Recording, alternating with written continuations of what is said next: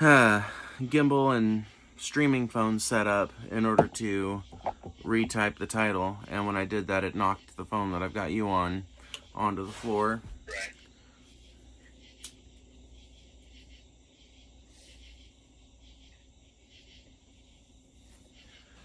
Fuck it, you know what? I'm just gonna pull a Red Keen.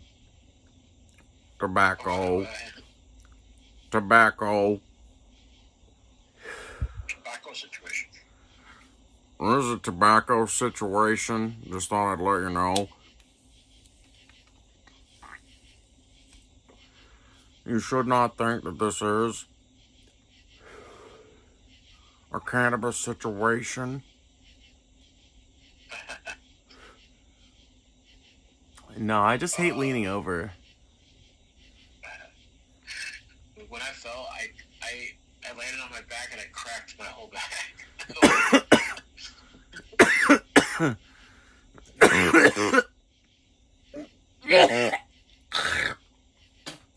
Is that bad or good? I mean, my back needed to be cracked, so I guess. I guess it's one way to do it. Taylor just asked what we're talking about tonight. We're talking about how the universe has punished Matt for his ongoing insolence by throwing him onto the ground and breaking his back. It was the patriarchy, the misogyny from yesterday. Yep. It was all that patriarchy you were spreading and defending. We knew it was going to come back around to you. All us girls knew that that's what was like, that was the inevitability that you were racing towards, but we couldn't stop you. Yeah, sometimes you just have to go through it to understand. Yeah. The burned hand teaches best, as Gandalf once said. Oh, I'm becoming a real narcissist, Matt. Oh? Yep. I don't believe that. Oh, you just haven't, like... Yeah, no, of course you don't believe that, because I'm very good at, like, you know, moderating how I come off, and I know that I'm kind of, like, a performer by nature, especially when it comes to what I do on YouTube and stuff. But I can tell it in, like, the fact that when I just quoted Gandalf just then, the next thought that rushed through my head immediately afterward was, God, I'm so fucking smart. I love how I can just quote Lord of the Rings off of nothing. Just out of nowhere. Just quickly. Do you have a strong sense of self-importance? Yeah, I do. Do you have a DP for heavy praise? No. Do you have a low ability to care for others? No. You're not a narcissist. Okay.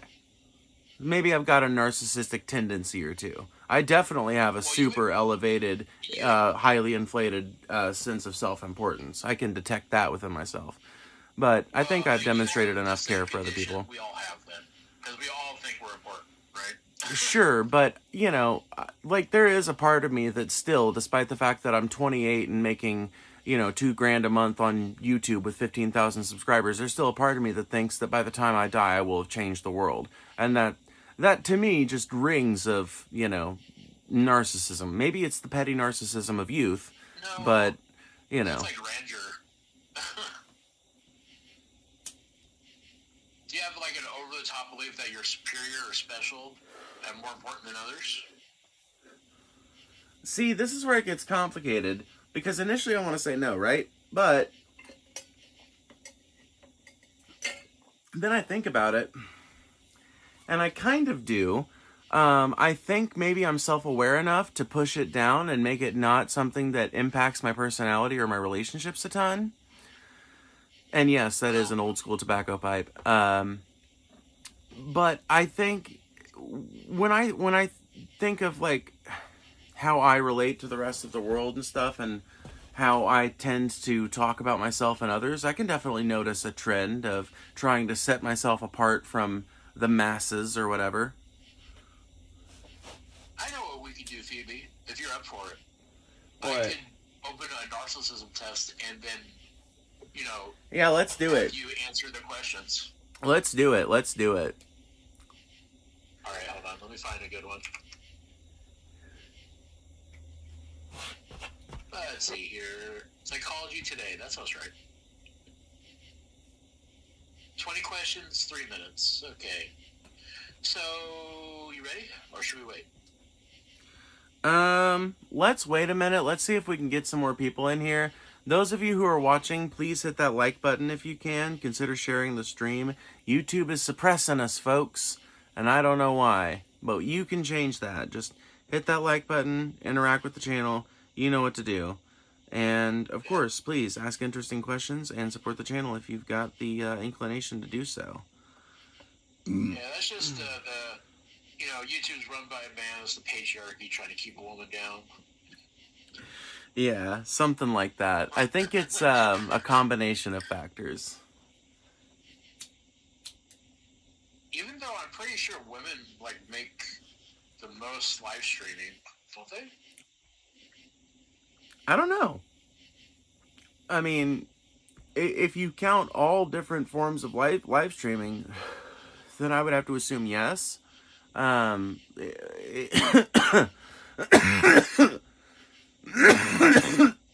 I don't know.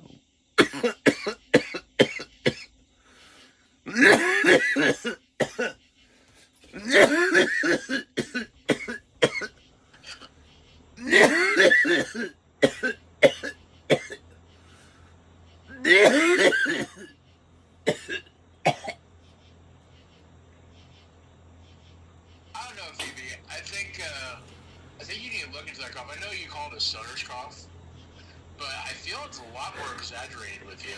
Like you really hack up a lung.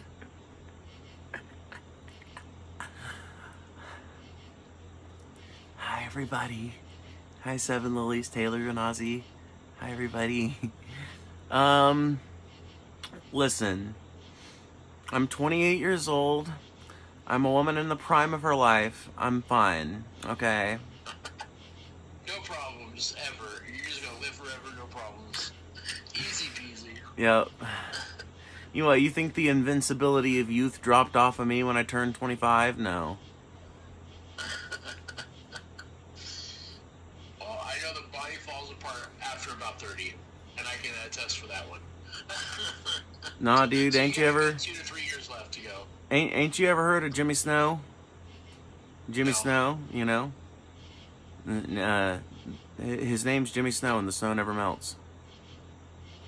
Oh, really? Yeah. No, I wish so badly that I had a name that worked.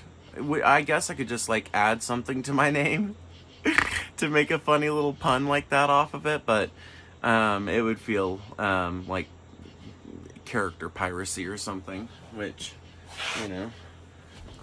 I'm generally against. I could speak on Phoebe Coughlore. Oh, no. Okay, Taylor, hit us with it. Since I guess this is going to be a low-viewed stream anyway, fuck it. I don't know what's going on with YouTube. Fuck YouTube. You know what?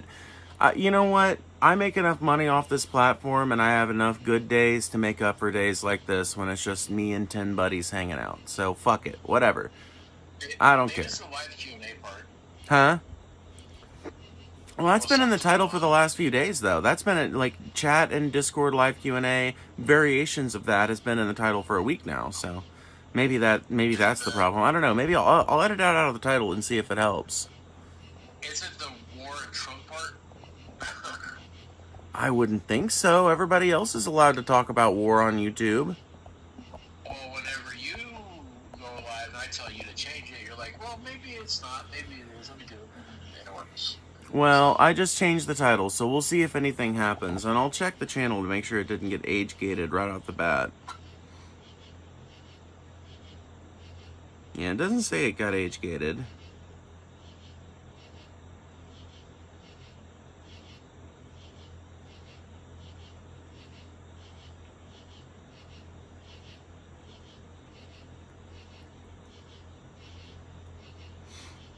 Okay, so... Taylor says, she has coughed maybe since the dawn of time like a smoker, who knows? Even when not smoking. Phoebe has the phlegm. There you go. You heard it here first, folks. You still there? Yeah, I'm still here. I think TJ is like a bigger narcissist than you are for sure.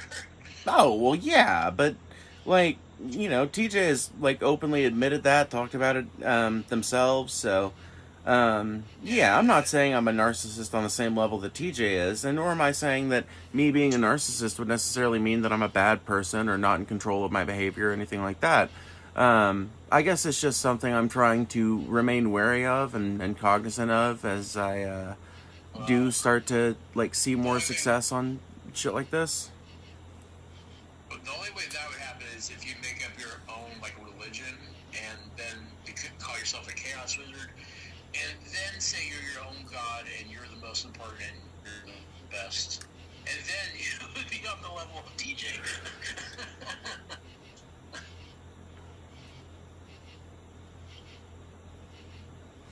Sometimes I wonder if the fundamental difference. Sometimes I wonder if the fundamental difference between me and TJ is just that TJ is able to be a bit more honest, because like, and maybe that sounds like wrong, but I think in a lot of ways, maybe I'm just more conflicted. I don't know how to put it. Like, on the one hand, I do have a lot of those same thoughts. I also have this other part of my brain that comes in and kind of like diffuses that. Well, that's called being normal. That's called normal. Sure. Have, self-importance. Like my takes are correct. People should do what I suggest, and everything would be just fine. Sure. It doesn't necessarily mean that's true. One of these days, Matt, you're gonna hear me go off on one of my totally self-important rants about how if everybody would just follow my way of doing things and let me be the benevolent dictatress over everything, that all our problems would be solved, then you'll understand exactly what I'm getting at. But I haven't went on one of those in a while, so. Yeah. If only you have the spice and a giant worm to fuse with, then you could totally do that. I know. The vexations of our bodily limitations.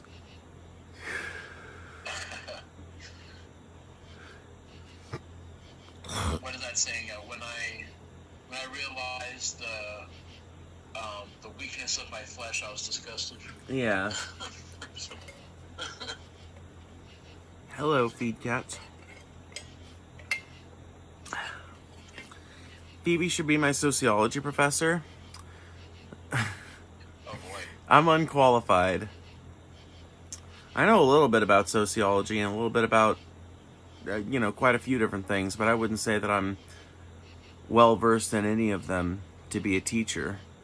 The one thing I think I would probably be qualified to teach is, like, Phoebe, you should take the T off Trump and just say rump approval. That's awesome. Rump approval? Yeah, rump approval. What are we drinking tonight? I'm not King Cobra JFX, okay? I'm not, like, pickled, alright? I don't drink every night. I say that with love, by the way. I say that with love. That was not meant as an insult.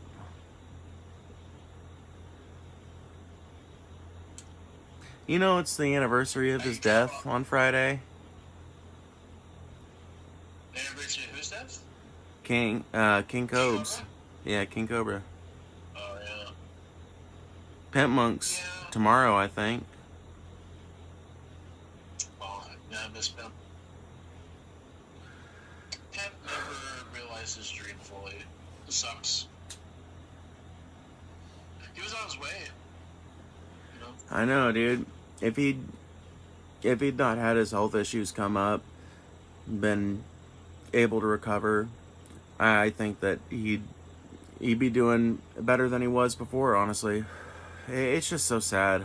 I feel so bad for his mama.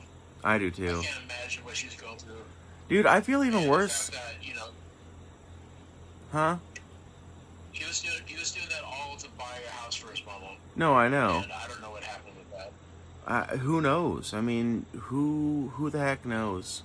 I mean, I'm from the same area as Pimp was, so, I'm a little bit familiar with the kind of, like, real estate market that exists in this area, if they were trying to stay down here, then there's a chance that he may have been able to buy her a house and get it paid off before he passed away.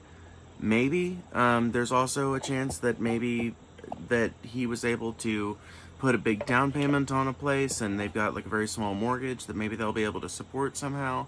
I don't know. I mean, this is what happens when the primary breadwinner passes away in a family. It's a devastating tragedy that just changes the entire dynamic.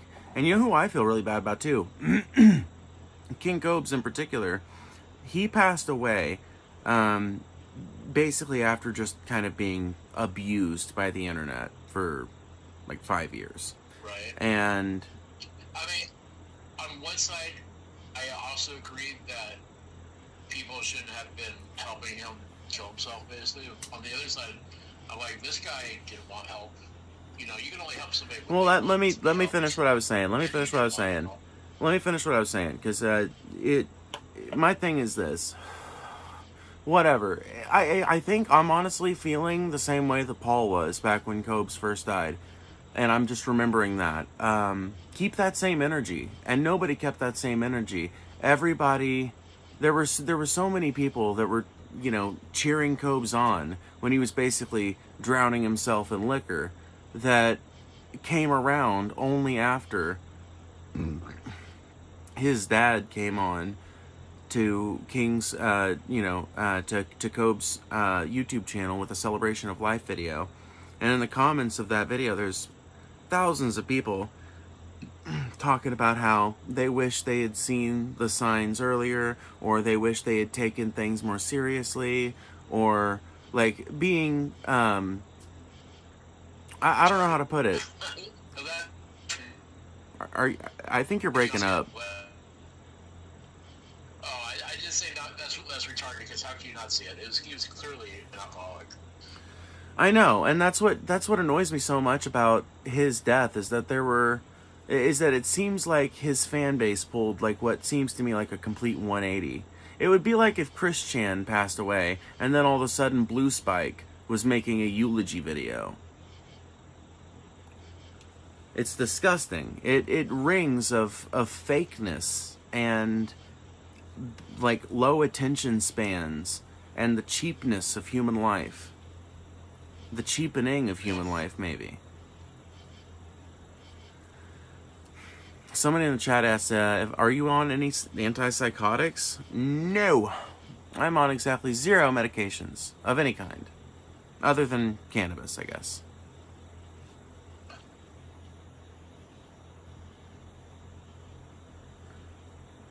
You know,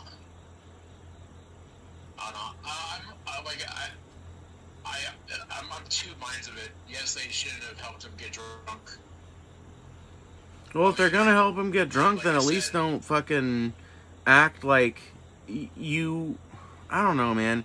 How fucking sick and saccharine is it to spend 5 years feeding a dude Tito's vodka, and then when he finally dies of you pickling him, you turn around and you're like, I'm so sad, King Cobra's gone. How fucking sick is that? That's disgusting. I do believe it's accessory, at least. Right, but how do you charge a whole community of people with accessory? That's the problem. That's why I think that, like, that American culture, Western culture, whatever it is, we need to have a fucking actual real cultural conversation ongoing about, like, what the limits of behavior on the internet are, what people can, like, be expected to be allowed to get away with, and, you know, what kind of shit. Because, like, honestly, I don't really, like, I think that a crazy old drunk like King Cobra JFS should be able to have a YouTube video. I think that people should be able to support them. I just don't... I don't... So I guess what I'm saying is that I don't want to ban these people off the platforms, and I don't want to pursue the typical solution of the American liberal, which is let's find some government solution to tamp down on this. I think that what needs to happen is a shift in cultural understanding where people know and kind of get that if you're going to help somebody out like that, then, like, whatever, send them money if you want to and encourage them to get help. And if they want to spend that money on liquor, ultimately you can't, like, help that. But to just like constantly be shipping him and having him get DoorDashed fucking liquor and shit all the time feels to me, yes, like accessory to murder. But you can't charge an entire community with that. It's infeasible. There's not enough seats in the court. So what do you do? You know, seems to me like either. I think it's so. I think it's. Well, I agree with that. Like, you know, I keep saying this on the internet. You cannot help somebody who doesn't want to help himself. He drowned himself in alcohol, and he did just that.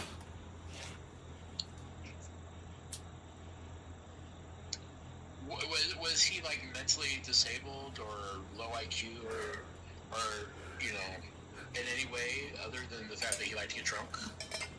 He was autistic for sure. I can read autism in him from a mile away. I don't know if he was diagnosed autistic, but I would assume so. It seems like his family was like middle class enough to probably be able to afford medical treatment and stuff. And you know, I'm assuming like, you know, one autist to another. That's the only read I got off of Cobes. I never got the vibe off of Cobes that he was like bipolar or struggled with depression or anything like that, or suicidal ideation.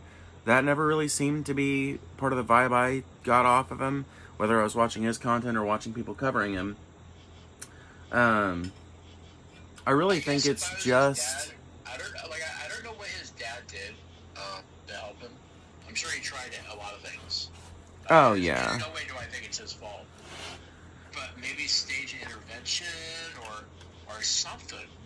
There had to have been something, you know, to snap him out of it enough to get some help.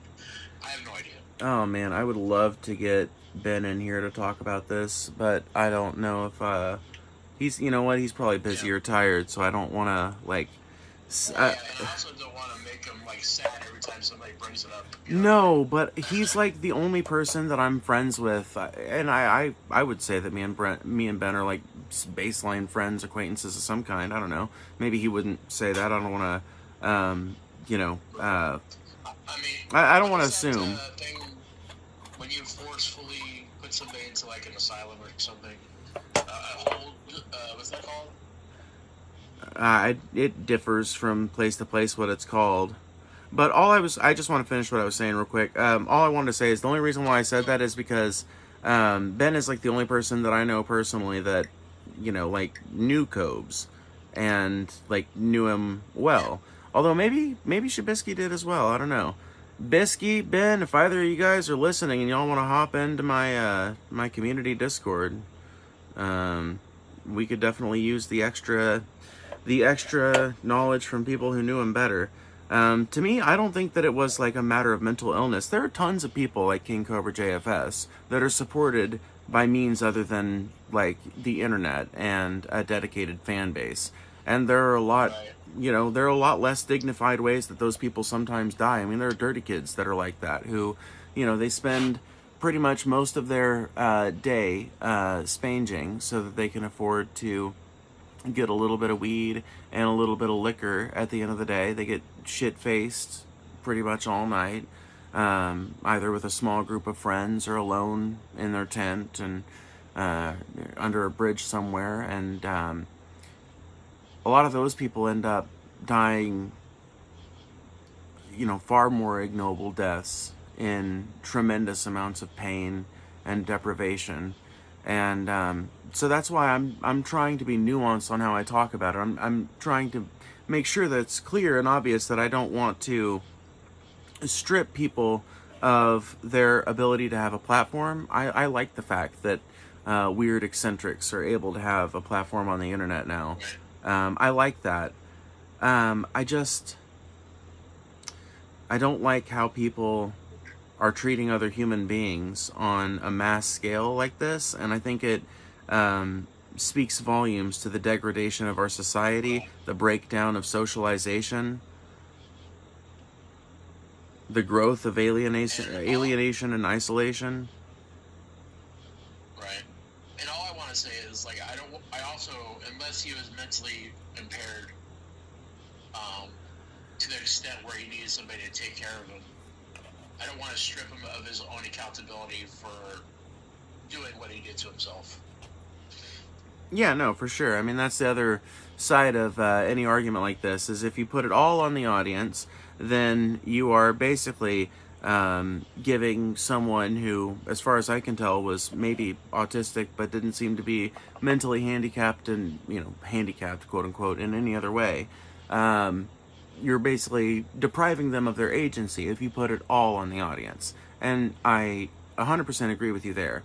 And that's another thing I'm trying to avoid here. Obviously, King Cobra had some level of choice in all this. Really, what I'm condemning is not the phenomenon of people pickling themselves and dying to their addiction, because I think that that's morally condemnable from a certain standpoint, kind of just, to anybody. It sucks when anybody dies from addiction. But for reasons that are unrelated to this broader social media phenomenon. What I'm really criticizing here is the reaction of the King Cobra JFS audience to his death, right. The circumstances around his death, and their part in that. Right. Makes sense? They basically want to lie to themselves and say they didn't know, but you knew. Well, they want to act like they didn't know, or they either want to act like they didn't know or just glaze over it completely and not bring up. It's so much of here's what I would expect and what I would be okay with in the comments of that video. If there were a bunch of people who were feeling penitent and remorseful, and they felt like they'd really fucked up, and they were talking about how they can't believe how much they contributed to the degradation of this person's life, I would accept that. I would be like, okay, maybe there's some hope for humanity. But when I look through these comments and I see the very same people that you can look at their channel activity on that channel and see that they've been one of the people egging him on for fucking 3 years, when I see one of those people, celebrating his life and acting so depressed and sad now that he's gone, it makes me want to fucking claw my own eyes out. Because how do you not register the cognitive dissonance there? Well,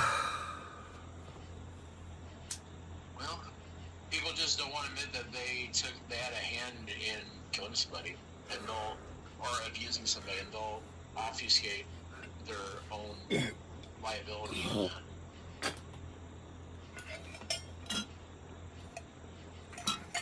Not only that, but in this case, they don't want to accept liability, because accepting liability in this case would mean confronting a lot of really uncomfortable truths about modern society, our reliance in everyday life on social media and smartphones and constant technology access.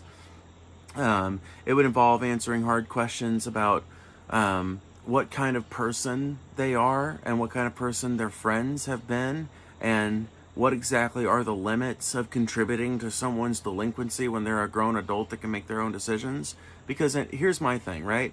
I will gladly buy someone that doesn't seem like a complete shit-faced drunk to me a drink. Even if you're drunk. I'll buy you a drink at a bar.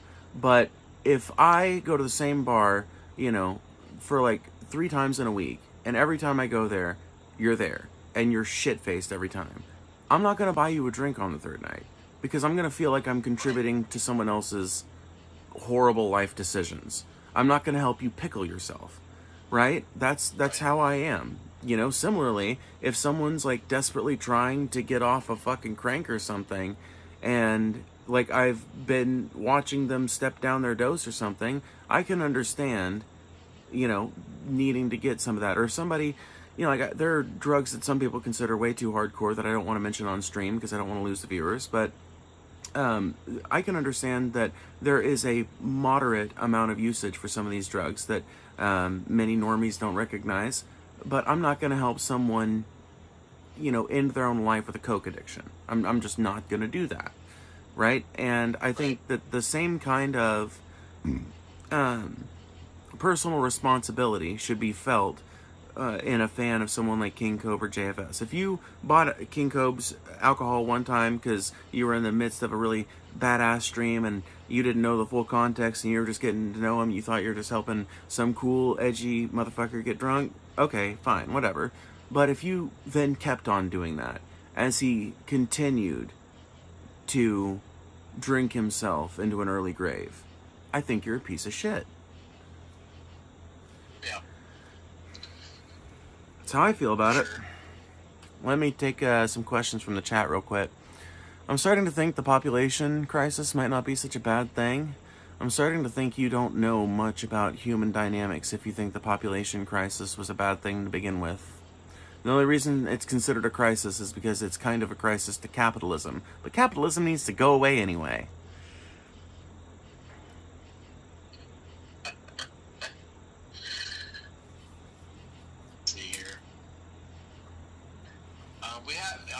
You blew up you got an algorithm for sure. Yeah, well, that's why I've been trying to kind of moderate things, and, you know, I'm trying to be on my best behavior. Are you ready for the test? Yes. Or do you want to answer some questions? Yeah, let me prep the people. So, at the beginning of the stream, me and my friend Matt, who you guys can hopefully hear in the Discord, here, I'll turn the fan down so you can hear him a little better. Me and Matt, friend of mine, fan of the channel, moderator on here, we're talking in the beginning of the stream about how sometimes I wonder if I might have like a twinge of narcissism. I think that most people that do YouTube content for a living probably do, at least have some tendencies. But we talked about it long enough, and I was doubtful enough of the proposition, or maybe considerate enough of the proposition, to where we agreed that I'm going to take a narcissism test live. So Matt is going to read out the questions, and I'm going to answer them at the end of it. We'll see what the score is. This test is obviously not diagnostic of anything. You cannot diagnose yourself on the basis of an online test, but it'll be interesting to see what this shows nonetheless. I think it'll be helpful to the conversation. And those of you who are my haters, I think will find it particularly interesting. Right. You can at least get an idea. All right, so if you want to follow along, this is psychologytoday.com. Personality narcissism test. It is a how many is this? This is a 20-question test. It ranges from neutral in the middle, disagree on the left, agree on the right, and it has 5, where middle is neutral, soft agree, hard agree. You get the point. Yeah. All right. So the first question: I often fantasize about having unlimited success, power, or beauty. Yeah, I fantasize about it.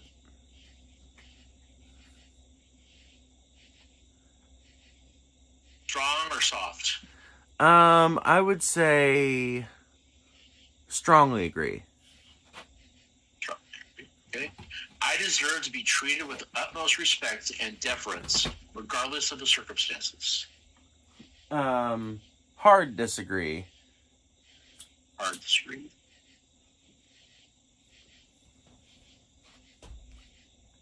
I can't stand it if another person is the center of attention. Soft disagree.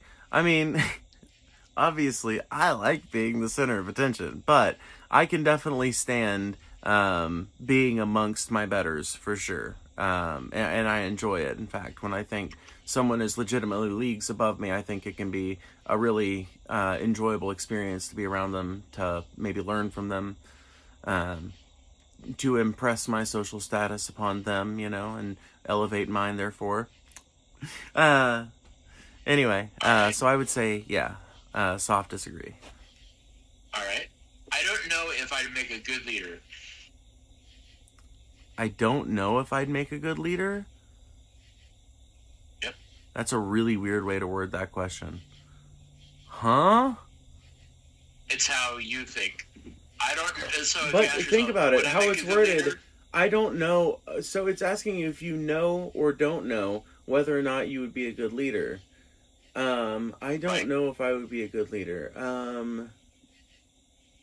Hard agree. Yeah. Also, No, I don't know. How the fuck could you know? Like, and it depends right, on the right, context. I feel like that question is really weird, but I'll go hard agree. Yeah, I don't know. right. Don't forget that neutral is an option. Okay, so hard agree, strongly agree. You don't know. Right. Yeah, I definitely do, because I feel like I can answer that with a hard agree. I don't know if I would make a good leader. Maybe Okay. I would, but I don't know. Right. I I guess, you get know what? angry. Can I do neutral? Yeah, you can. Because I feel like I'm trying to figure out how this question wants to be answered, if that makes sense. And I Right. think it's Well, I was trying wondering how to. narcissistic are you? You met these people. He's like, oh, I know I'll make a good leader. I can do whatever. I can just follow Right, me. I can do everything. right. Yeah. So that's why I'm saying let's do neutral instead. All right. Yeah. It's basically wants to know if you question yourself, basically. Yeah, basically. And Um, yeah, I would say I do. I get angry when I don't get what I want from others. Neutral. It depends. Like, I mean, I sometimes I do if I think I'm owed something. I definitely do. I get right salty if I feel like I'm owed something and it's deprived me. Right. I get annoyed if another person steals the show from me. I get annoyed if another person steals a show from me. Soft agree.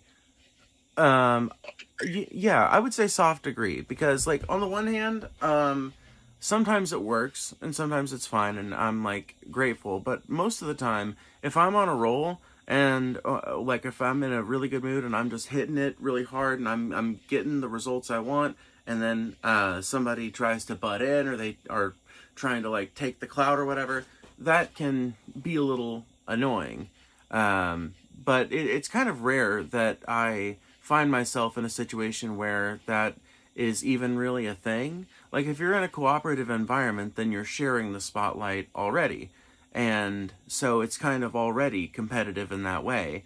But if someone's just trying to butt into it, then I think I don't know. It depends, which is why I don't want to say hard agree. I'll say soft agree because I think, like, if I was playing music and some jackass from within the audience got up on stage with their guitar and started trying to, like, wail over me and shit, I would get right pissed.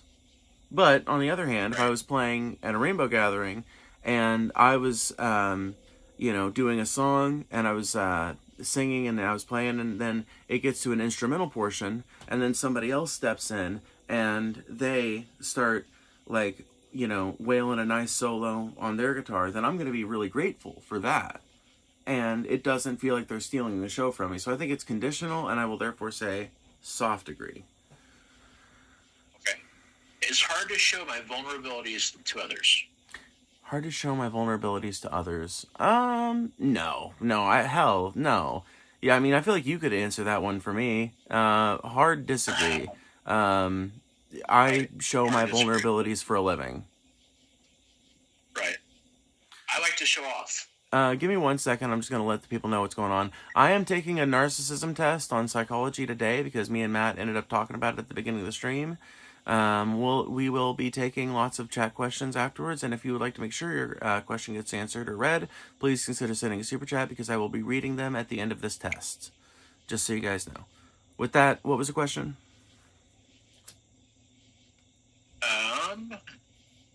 I like to show off. I'm gonna Hard say agree. strong agree on that one. I would say strong agree. Yes, I definitely do. Yeah, yeah. If I've got something to show off, I definitely do. You are a social butterfly, for sure. Yeah. I have a lot to learn from other people. What was it? I have a lot to learn from other people. Hard agree. Yeah. I mean, not every single person is going to be a fountain of knowledge, but yeah, in general, other people are pretty good to learn from. Right. I'm not not satisfied until I get everything I deserve. I would say strong agree on that one. Yeah. And, sometimes my sense of what is deserving and what I am not deserving of can be incorrect, but I would like to think that I'm a pretty nuanced person with an open mind whose mind can be changed for a good reason, All right. so... I take pleasure in the failures of my rivals. Yes. Hard agree. I take extreme pleasure in the failure of my rivals. Fuck my rivals. Let them burn. Would TJ be a rival? No. Or anybody in your circle? TJ is an ally. TJ is a friend. But he's also a rival in the space that you're in, isn't he? No, we are cooperators, not competitors. We do fundamentally different things. We'll have to take a pause for this train. Yeah, we'll have to take a break from the test until this train passes. Oh my god. That might have been a nuclear transport. It was a quick one? It was a quick one at 1 in the morning. Yeah. That might have been a nuclear transport or something, dude. Because that was literally one head unit, one car, and one car. And maybe one additional car at the back, which would probably be a security car. What the fuck? Those don't happen too often. No, but they do. Usually that's the it's thing. a fucking mile long. Well, a lot of times they will do a fake out nuke transport, where there's all this fanfare, and that draws everybody's attention, right? But it's actually a decoy, and they actually do the actual nuke transport a couple of days before that on just some, random train going across the country in the late at night. Anyway, now that it's passed, we can resume this narcissism test. Yeah. In case you don't know, chat, literally everything in America, and I would assume most places, is transported by cargo ship and then by train. So anything could be on those trains. Yeah.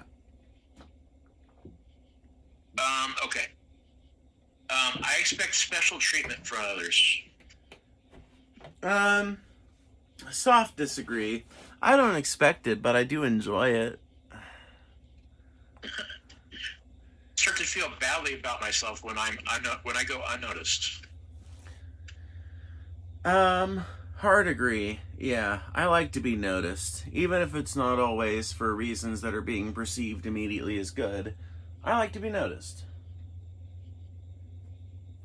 But do you feel bad about yourself?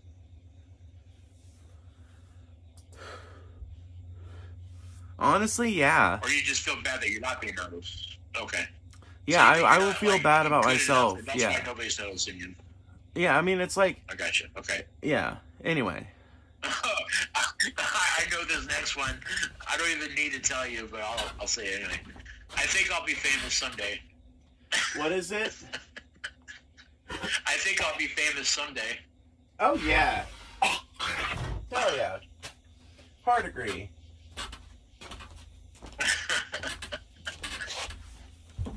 Of course. All I want to be is reasonably happy. Soft disagree, because I feel like that is kind of that's a goal, but it's not the only goal. I would also like to be find it easy. Financially secure and shit, you know? Yeah. I think everybody would like to be reasonably happy. I find it easy to manipulate people.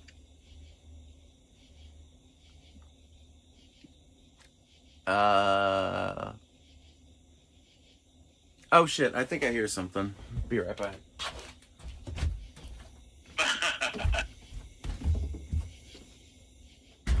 Okay, chat, we shall wait.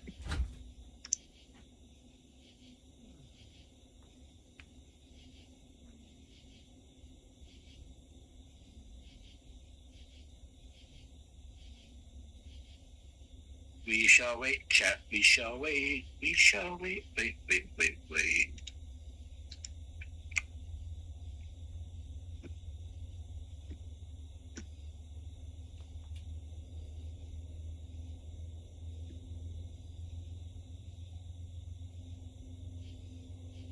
We shall wait. We shall wait. We shall wait. Let's see here. It would be really cool if somebody donated while she was gone.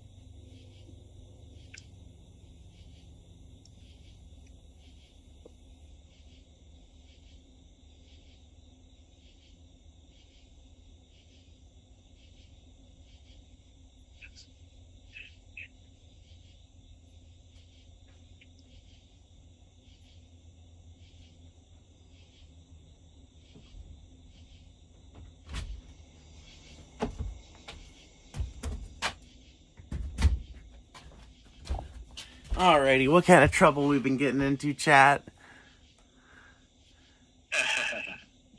We're trying to peer pressure them into donating again.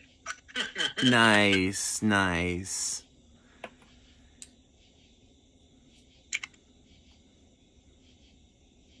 Alright, next question. I find it easy to manipulate people. Well, my answer to that is I actually figured out what that sound was earlier. What was it? Well, it turns out, before there's gonna be some bullshit, there's gotta be a bull fart. Oh, no. I'm gonna be real with y'all. Yes, I do. I would say soft agree. It's not something I think is ethical to do in a lot of situations. I don't think it's something that you should, go about your life setting out to do. But I think anyone who, really knows me and has known me for a long time would find it dishonest of me to say anything but at least a soft agree to that one. Alright. I tend to disregard the feelings and needs of others. No, hard disagree. I can't help but regard the feelings of others. I mean, you've seen me cry at music before, so.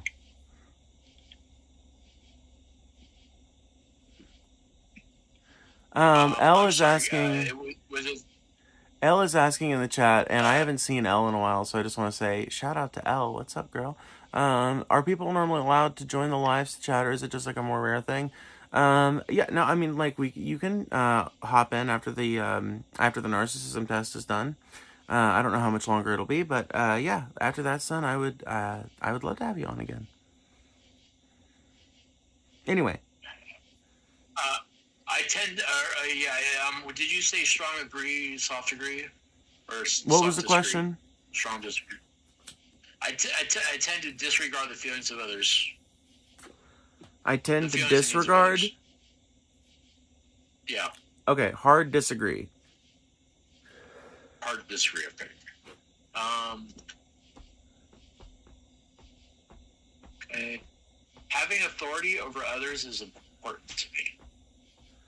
Having authority over others is important to me? Hard disagree. No. In fact,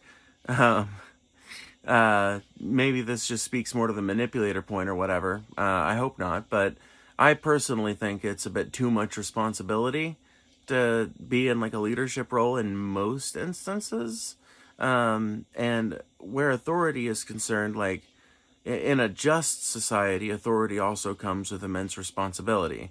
Ultimately the buck is supposed to stop with those in authority, right? Going up from the top as to the cascading nature of a tragedy.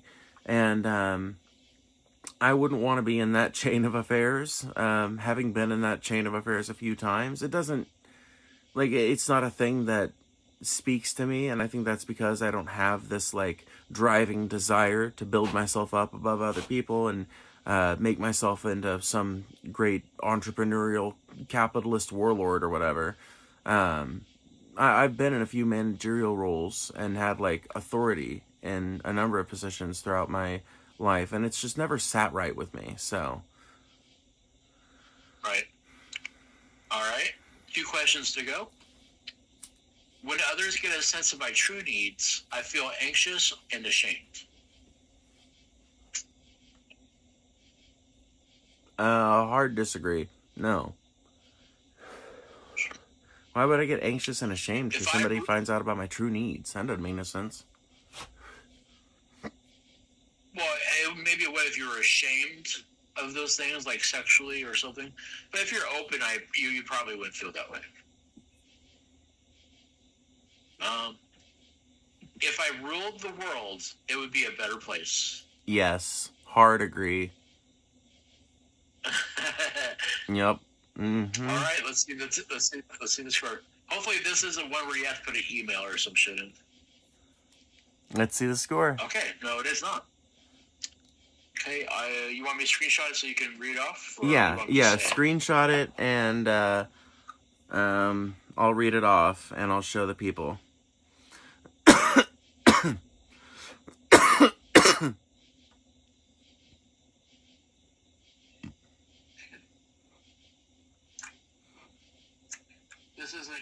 This is what I expected, honestly. It's not anything that I didn't see coming. There you go.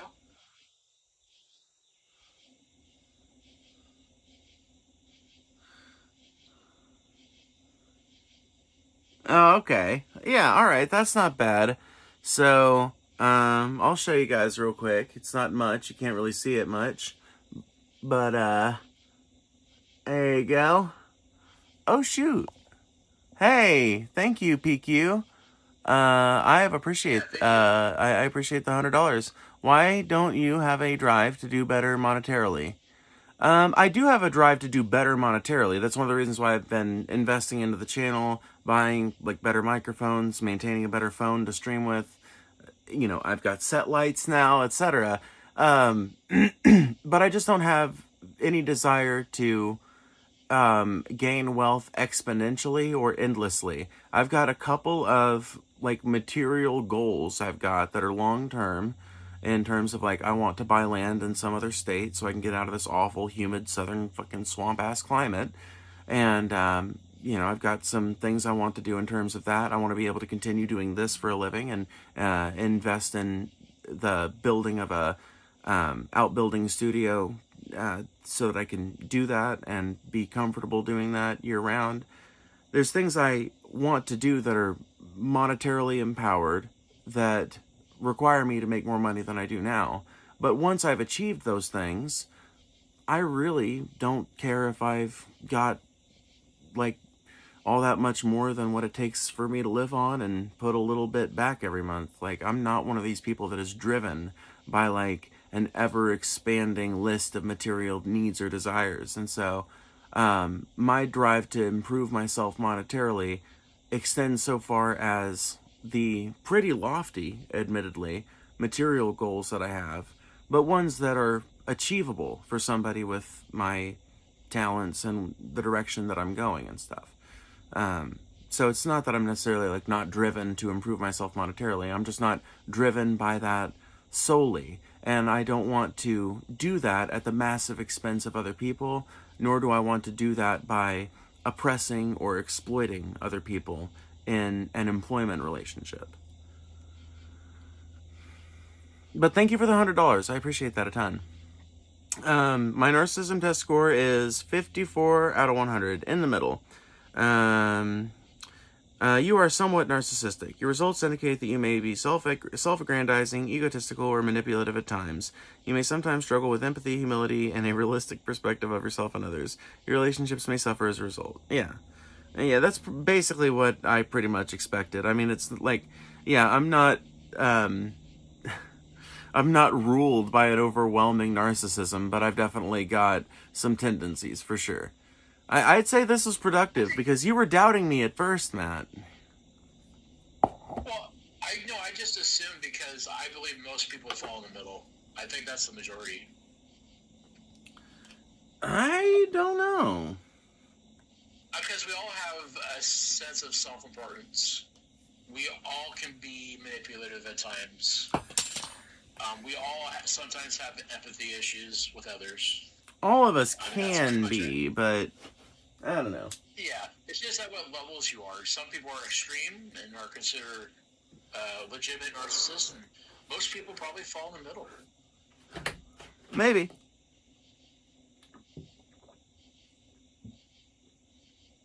I haven't met a single person who hasn't thought my ideas were the best. Let me see here, though. Let me look at this screenshot you sent. Let me make sure let me see. Here, what is this? The y-axis shows the percentage of respondents in each score range. Oh, okay. So, no, I'm in the middle in terms of how narcissistic I am, but I'm not in the middle in terms of the general population in terms of, like, respondents. So, if you look at the graph that it produced, something like, let's see here. Respondent score range. Their score for this test is 42. So the average score for the test is 42. Charts represent average scores in your area. No personal information is collected, and all data is anonymous. So you're slightly above average, basically. Yeah, I'm about 10 points above average in terms of narcissism, which is not that bad. Not as bad as I was expecting. Yeah, so I guess neither of us was exactly right, but you were closer to right than I thought you were, so there we go. Now we know. Ta-da! And knowledge is power. Somebody asked, do you have Jewish family? Hold on one second. Let me look up a quote for you.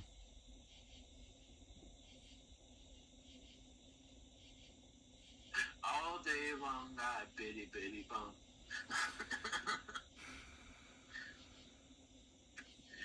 All right. If I am to understand that you are... Hold on. If I am to understand that you are inquiring whether I am of Jewish origin, I can only reply that I regret that I appear to have no ancestors of that gifted people. My great-great-grandfather came to England in the 18th century from Germany. The main part of my descent is therefore purely English, and I am an English subject, which should be sufficient. I have been accustomed, nonetheless, to regard my German name with pride, and continue to do so throughout the period of the late regrettable war, in which I served in the English army. I cannot, however, forbear to comment that if impertinent and irrelevant inquiries of this sort are to become the rule in matters of literature, then the time is not far distant when a German name will no longer be a source of pride. So, as the great J.R.R. Tolkien once said, I can only reply that I regret that I appear to have no ancestors of that gifted people.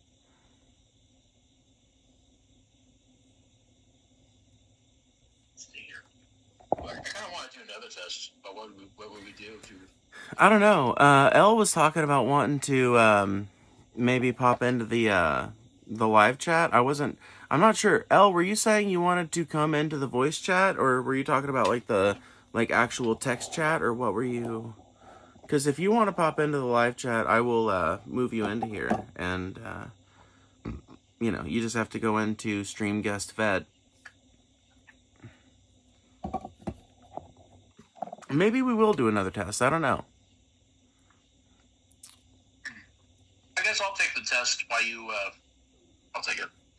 Yeah, there you go. You take it and see what you end up with. I often fantasize about having unlimited success or power or beauty. Not really. Neutral. I deserve to be treated with utmost respect and deference regardless of circumstances. Disagree. Alright. No, yeah. Soft disagree. I can't stand it if another person strongly disagree. I don't really care. Give me one second. I don't know if I make a good leader. I did want to come into the voice chat, but the points I was originally making were about King Cobra. We can talk about King Cobra again. I've got no problem with talking about King Cobra again. But I think Matt's going to take the narcissism test real quick, and we're going to get his answers. But if you want to hop into Stream Guest Vet, I'll move you over. Anyway, sorry, Matt. Yeah, I'm kind of speeding it. I get angry when I don't get what I want from others. Soft agree. I get annoyed if another person steals a show. I don't care. It's hard to show my vulnerabilities to others. Neutral. I like to show off. Neutral. I have a lot to learn from other people. Strongly agree. I'm not satisfied until I get everything I deserve. That would say that I think I deserve things that I haven't worked for, or I have. We'll go neutral. I take pleasure in the failures of my rivals. Neutral. I kind of just want to let everybody to be happy. And are my rivals evil or bad people? That would make the difference. I'll just go neutral. I expect special treatment from other people. Strongly disagree. I start to feel badly about myself when I go unnoticed. Strongly disagree. I think I'll be famous someday. Strongly disagree. All I want to be is reasonably happy. Strongly agree. I find it easy to manipulate others. Soft agree. I tend to disregard the feelings and needs of others. Neutral. Having authority over others is important to me. Soft disagree. When others get a sense of my true needs, I feel anxious or ashamed. Strongly disagree. I don't care. If I ruled the world, it would be a better place. Soft agree.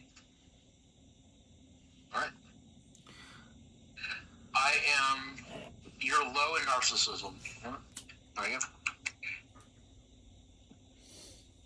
I will show you the results if you want to look at them. Yeah, you can go ahead and send me a screenshot.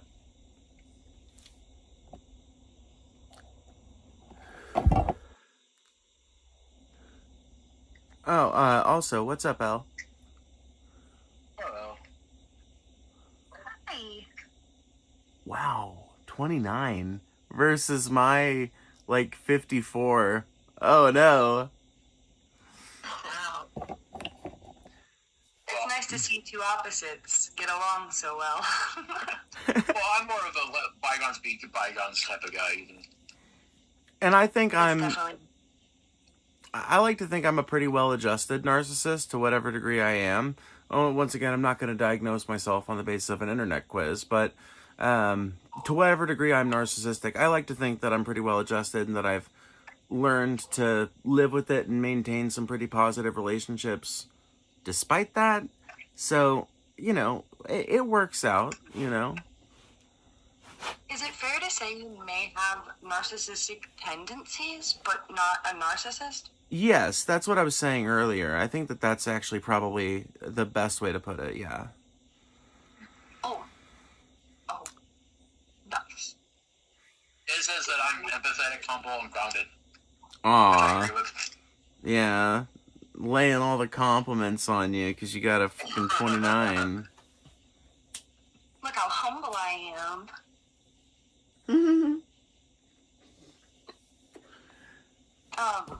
I'm just picking, sorry. You're fine.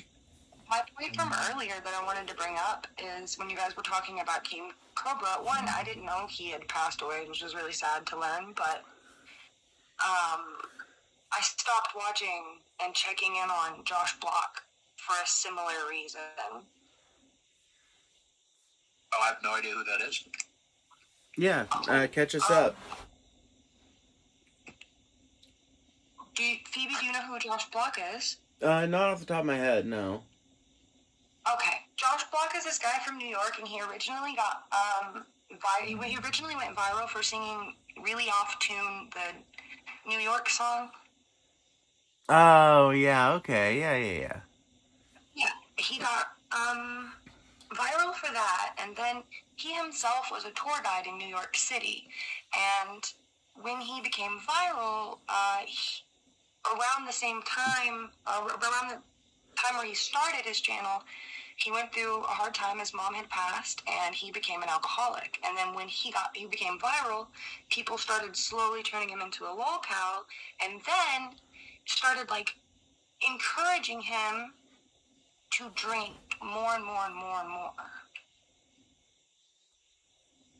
People will buy him alcohol, people will, I've seen streams of people will buy him alcohol, and then they will, poke the bear. They will make him really upset, so he'll go off or assault somebody, and he himself doesn't seem like he has all of the crowns in the crown box, So it's real sad to see a similar thing kind of unfold that I personally watched with King Cobra. So I thought you guys knew about Josh Block. I thought this was going to be a whole, not a teaching moment. I apologize.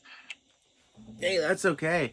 You know, it's weird. Like, there's like a change in the lolcow atmosphere that is happening right now. Like, the winds of lolcow change are blowing, and some of the old names are kind of fading into obscurity, and there are new names that, you know, only their niches have heard of that are now starting to gain much wider, I don't want to say appeal, but like the EDP thing. I had never heard of EDP 4478-2, whatever his name is. Pedo guy. Big old fat pedo guy. I'd never heard of that dude until Matt, fucking, you know, beautiful empath that he is, decided to disgrace my eyeballs with the knowledge that he existed and my ears with the knowledge of his voice. And I was like, okay, I'm kind of blown away that I've never heard about this guy before. Because, you know, like, for a long time, I feel like, I don't know how to put it, but it seems like that if you just had certain, like, tendencies in your social media usage, you were going to come across the latest characters like that. Almost by osmosis. And I never heard of this motherfucker before. And then, you know, you're talking about, what is the name? Chris Blocks? Joshua Block. Josh Joshua Blocks. Block, yeah. Josh World of Block. T-shirt. It was TikTok that he got famous, so I think that might be the disconnect you're picking up on. What about EDP? YouTube. That's what I'm confused about, because I think where you missed EDP might have been, like, YouTube did actively try to ban EDP from having a platform. So that might have been where you missed him. Right, but it's weird though. Like I'm not even okay. So I'm one of these people that's got kind of like a nuanced view on the lolcow phenomenon. I think that there's like 3 classes of lolcow basically. There are and 2 of them are kind of closer adjacent to each other than they are to the other kind. There's basically 2 types of lolcows that are poor and impoverished people with not a lot of resources and not a lot of ability to climb out of their station or to maintain some kind of good thing. And within those 2 classes, there's people who can't help the shit that they do and can't help how gullible they are, like Christian. And then there's people who 100% can, like Cyrax and Shani and Rev, right? People that have, at one point in their lives, been normal and have chosen, because they are drunk on attention from the internet, to forgo their adult responsibilities, their, like, even a semblance of desire to preserve their own dignity. And then there's a 3rd type of lolcow, which is like the EDP or the boogie. And I feel like those are the types I always end up hearing about. Like the DSPs, the EDPs, the fucking... And now I only know about EDP recently, but I've known about DSP for years. I've known about Review Tech USA from before he was a fucking lolcow. Fucking Boogie298. I've been watching his fucking downfall for 5 years. Wings of Redemption. I've been watching his downfall for a number of years now.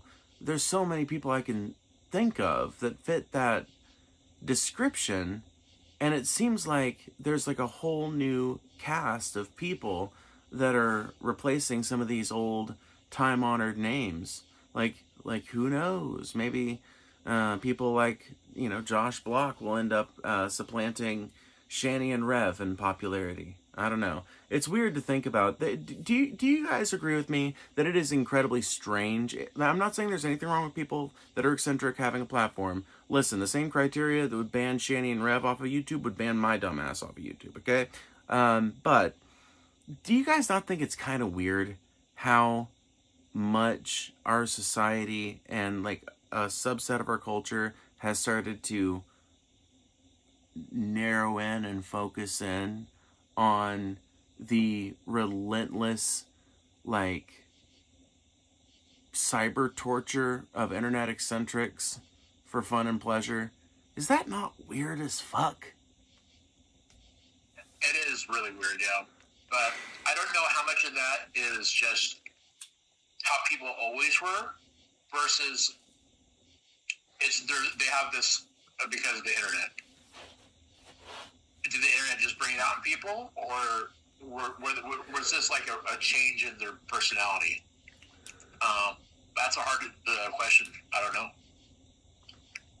I believe that this has always, at least as long as the internet's been around, if we're going to narrow it down to a smaller timeline, as long as the internet's been around, this has always been a thing. And my biggest example I'm going to go straight to is 4chan. Because think about 4chan back in the day. Yeah. Oh, yeah. Like, this was a very, like pointing out people and putting them on weird internet pedestals to make fun of them was like 4chan's biggest thing back in the early 2006, 2010s, you know what I mean? Like somewhere between that area. That was like the biggest thing that you could find on 4chan was locale information, basically. And then I think it's just become more mainstreamly accepted. That's exactly what I'm talking about. Yes, you're so right. Yeah, lolcow content has been a thing for about, well, honestly, it's been a kind of a thing for about 200 years, but they only started becoming called lolcows once the internet came around. And if you're talking about the specific phenomenon of internet lolcows, that they are only about 20 to 25-ish years old as a phenomenon. And you're 100% right. 4chan, other forums that I won't name, you know, like there's tons of places out there that still to this day exist to, like basically to dox people, to discuss horrible, violent things that they want to do to different internet personalities. Some of which are people that are like actively making money on the platform, and that's just like the slings and arrows of public discourse, and some of which are just like random fucking people with social media platforms that they don't know how to lock down properly. And like that sometimes, like there have been people that have been basically goaded into, like, I think you can make an argument that Shani is kind of like that. Now I think she had a lot more choice in the matter, but like at the same time, you know, I don't want to use her as an example because I don't know her story as well as I know some other people's, but like, there are all kinds of people throughout the many years that this phenomenon has been going on who have been goaded into basically becoming a full-fledged lolcow when they just started out as a normal person. And it's been a thing for a long time, but it's become mainstreamed now and normalized now in a way that I think is representative of a growing toxicity in this culture. I know that that's like a cliche term and kind of vague, but does it not speak to the breakdown of socialization that people are gathering around by the thousands to watch people you know, wallow and like basically waller in poverty and waller in utter deprivation and destitution without ever having anything intelligent to say?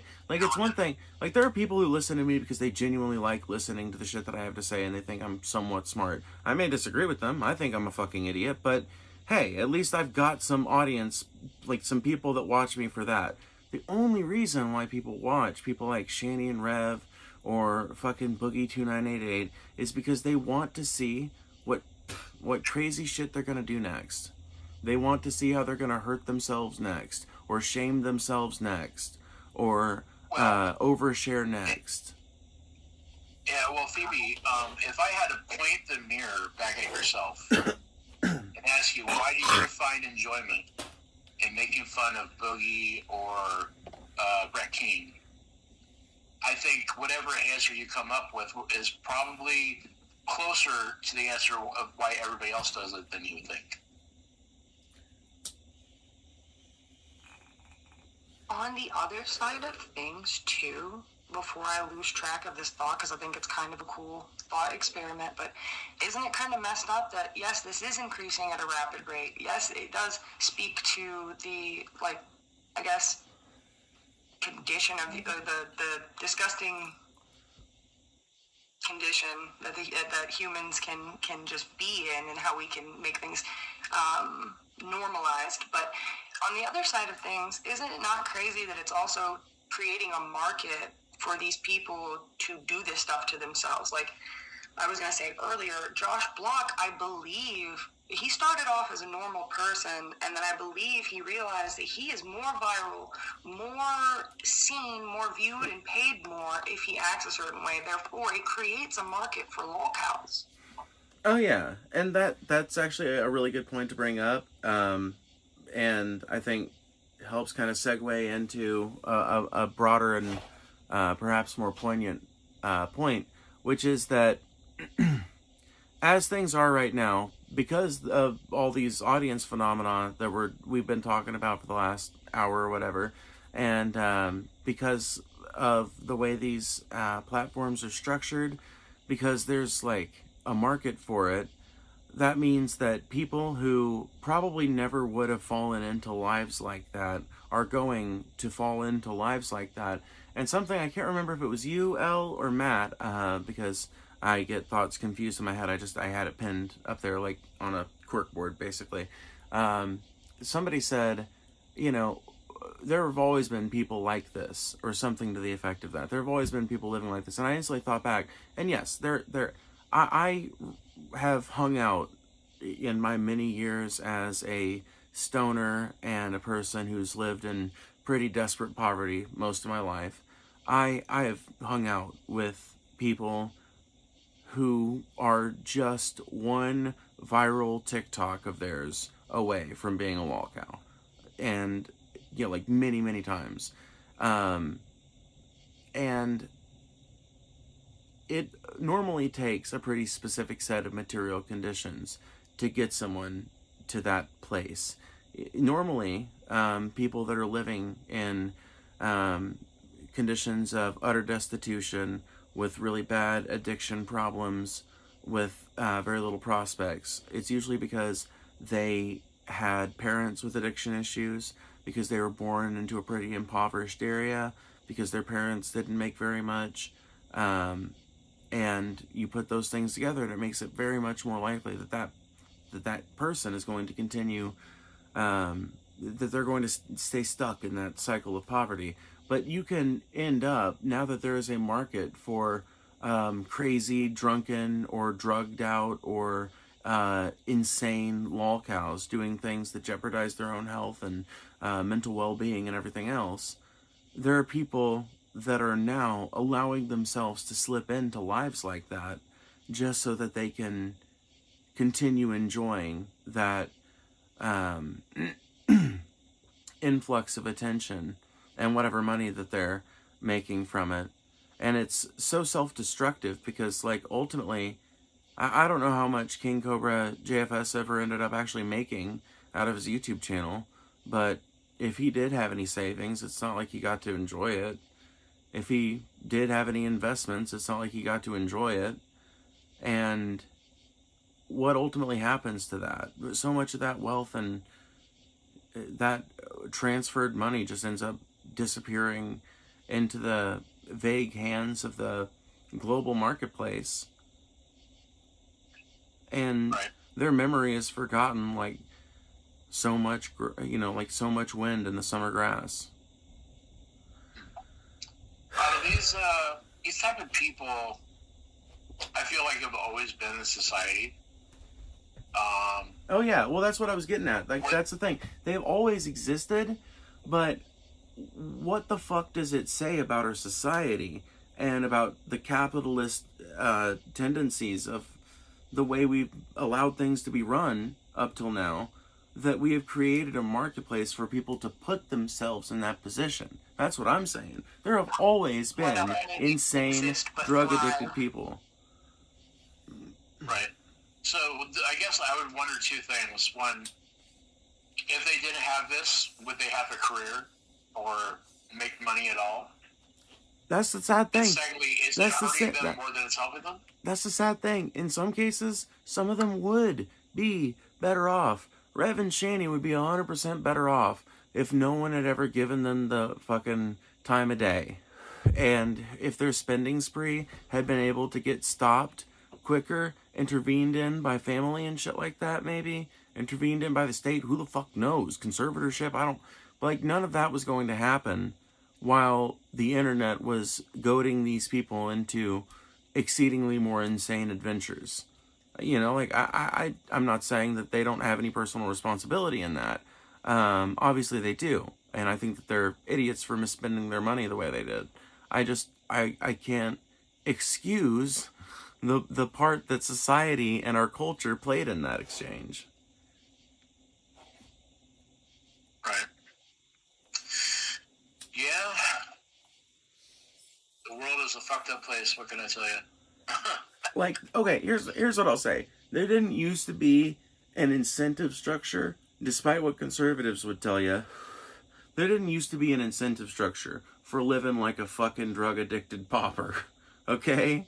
And I know I say that as a person who smokes weed every time I stream, but I'm talking about people who are, like, getting fucking pickled over the course of multiple years. I'm talking about people who are actively doing, like, opiates and opioids and shit, like, regularly, and uploading their experiences online, and, like, just, like, basically demonstrating their, their addiction and the collapse of their mental and physical health for the world to see, for fun and profit, that very often ends up not fucking going anywhere.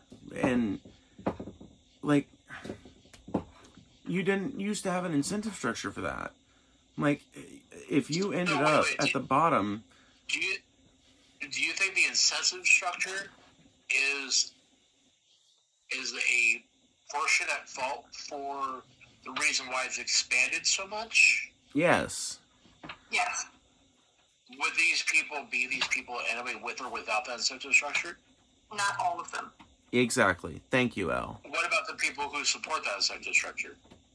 I don't think those people would be supporting. I think they would find a different way to spend their money, even if it's toxic. Yeah, maybe they'd be gambling on Kalshi, or maybe they'd be watching more Jerry Springer. Maybe they'd find some other way to, like, I don't know. Like, there's always been outlets for this kind of thing that are not as destructive to the people involved as this law cow shit is. Is having this thing to put your destructive tendencies towards helping the world globally, so they don't have their destructive tendency towards somebody else? May I say something to that real quick? Yeah, of before you course. answer, Phoebe? Please. Okay. My anxiety hit me like a truck and I forgot the question. I'm so sorry. Take a breath. It's all good. The question was, fucking,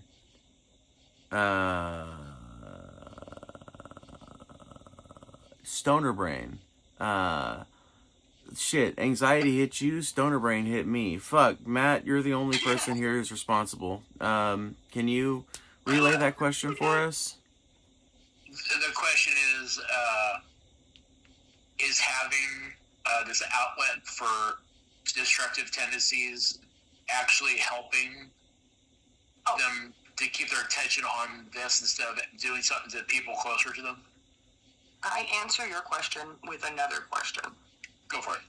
Is putting that kind of behavior on the internet for anyone, young and old, child or not, to see, or addict or not to see, is putting that behavior on the internet healthy for those people? Right. But I would say the same thing to the King Cobra thing is, unless you're a child or feeble-minded, how much of your own agency are you taking away from that? Yeah, I don't think it comes down to how much agency you're taking away. I think it boils down to, like, putting those kind of tendencies, those kind of people on a platform creates a normalcy that creates more people like them, which I think is what we're viewing as far as the uptick in how many lolcows we're seeing. We're seeing people who live on purpose. I can agree with that. Listen. I think that was most of it. Was like it creates more. It like cells reproducing. Right. It's going to create more. Is it more sad that it does create more people? Like should shouldn't people just recognize that this is probably not a good thing and not participate in it? But the fact that people are so easily manipulated into participating in it, doesn't that say something pretty bad for the human species? I think taking a step back and asking why they're being manipulated or pulled into doing it is the better question, and it all revolves around one green paper object. Sure. Well, not always. Some people No, just it want does. attention no matter if it's good or bad attention. Right. Oh, you're right. But it's a multifaceted thing, of course, but I really do agree with Elle's initial kind of feelings on this. It's money motivated more than anything, because like that's why, like that I'm saying, like these sorts of people would still be happening even if there was no financial incentive, but they wouldn't be growing as a phenomenon, I don't think, if it was merely on the basis of attention. I think that, or even if it was like primarily on the basis of attention, I think it's primarily on the basis of money, or like the perceived ability to generate some kind of income, because there are lol cows that don't actually fucking make hardly anything off of their lol cowiness, but they've got it in their head that eventually they're like a failing mobster that thinks they're eventually going to be able to go legit, you know?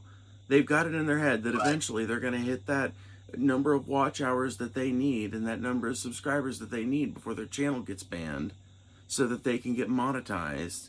But they don't understand that YouTube's just going to ban your channel when you apply for monetization on a channel that is associated with an email that is supposed to be banned from YouTube.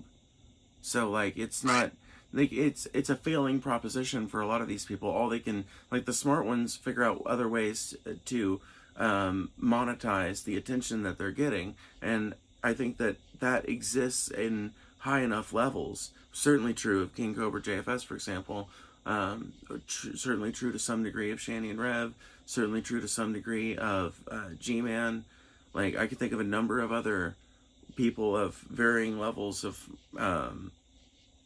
prominence who are probably able to make something on the fact that there are people obsessed with watching their every move. Well, maybe not in the case of G-Man, but yeah, let me ask you what I was trying to ask you earlier by putting a mirror up to yourself. Like, do you feel manipulated by Ben, TJ, and the group for start dunking on Brett King, even though giving him attention allows him to manipulate what few people there are around him into giving him money? No, because Brett Keane is not like Brett Keane is not capable of like eliciting donations regularly. Like most people see through Brett Keane's bullshit. Mass, but those few people that he can manipulate to give him money. Well, that's the thing. Because people keep giving him attention. It's a different thing. I just feel like it's a fundamentally different animal. Number one, Brett Keane. It's smaller, but it's not. How different is it? Well, it's I feel like scale. It's, in my opinion, it's different. Number one, because if you remember, I set out like a 3-tier classification system. I think it's perfectly fine to like criticize somebody and to like talk shit on some. Like I got no problem with any of that. We don't criticize Brett Keane. We make him into a social pariah. Sure. But he also, like, is it or is it not true that Brett Keane had a restraining order issued against him for domestic violence against his wife? Yeah, but if everybody just let it die and stop getting attention, he would disappear. He would not, because people have done that. DP has done that. Fucking DFF has done that. I have done that. Everybody who has ever talked about Brett Keane, there was a period of time for like 2 years when nobody. I mean, it may not as often, but they still do. Well, yeah, but nobody watches him. That's the thing. Nobody's actually watching him. Like, he's not actually getting attention. He's shooting into the void and getting nothing out of it. Well, exactly. Yes, clearly he is, because you can look at his comments and tell that he's not getting any interactions. You can look at his fucking subscriber numbers and tell that he actually loses subs in an average month instead of gaining them. You can look at his view count and tell he's not able to make a dime off of YouTube unless there's some fucking, I don't know, unless there's some sallow ass out there willing to donate $5 to his stupid ass sometimes. He has these, like, weird monkeys around him sometimes.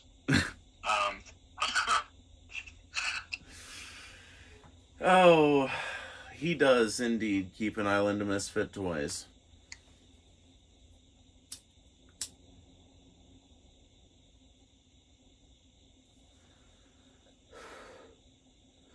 I'm not trying to call you out or anything. I'm just like, if you can answer that yourself, maybe you can answer it for why other people do it.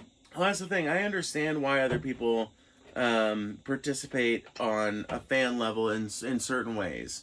What I don't understand, and I feel like this is maybe why we're not seeing eye to eye quite yet, is I don't understand why. Number one, I don't understand why some people don't see the cognitive dissonance in actively helping someone destroy their life, and then they die, and then, you know, they are like super sad about it.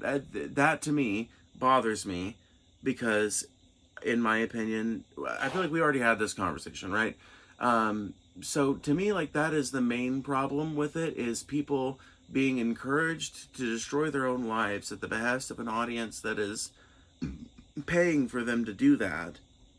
It is the fact that there is now a strong financial incentive for people to basically destroy their lives. And one of the things we keep going back to and talking about and kind of going over is this idea of, would they be like this otherwise? In many cases, no, they would not.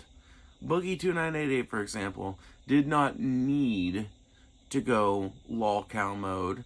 He could have chosen to put effort into his content and start, being like a proper YouTuber again. He probably was never going to get back to the same heights that he was at, but you never know. Maybe if he really cleaned up his act and really put a lot of effort into making some well-researched content and changed up what he was doing and stuff, who the fuck knows what could happen? Who the fuck knows? But he chose to go what I think is the more incentivized route, the easier route, which is, I'm just gonna fucking take my shirt off. I'm gonna go, yes, my motherfucking tit Twitter, my fucking tipples! I'm gonna fucking smash my room up with a fucking axe. He's just gotta act like a fucking asinine clown all day. And he gets thousands of dollars in donations for it. Whereas I've been sitting here having this nuanced, intelligent, enjoyable conversation with you guys for the last, hour and 32 minutes. We got 16 viewers. I made $100 in this stream. I guarantee you, if I was like leaning more into like if I started like wearing like a padded bra or something like that and started like leaning into like the sexiness element, or if I started like, there's ways I could clickbait the fuck out of my content. I could put myself down the fucking lolcow rabbit hole if I wanted to, and I would probably make more money with less effort than what I actually plan to do with my channel and my output.